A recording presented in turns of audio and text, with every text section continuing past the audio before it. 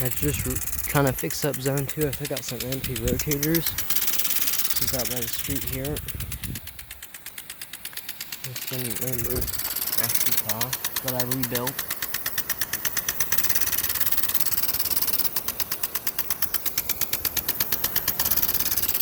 That's really nice.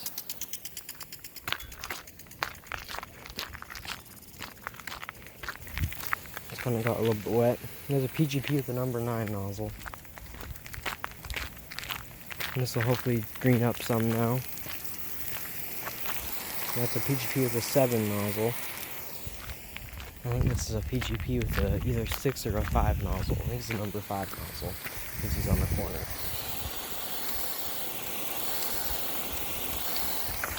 Works really good. Thank you for watching this short clip, and please subscribe.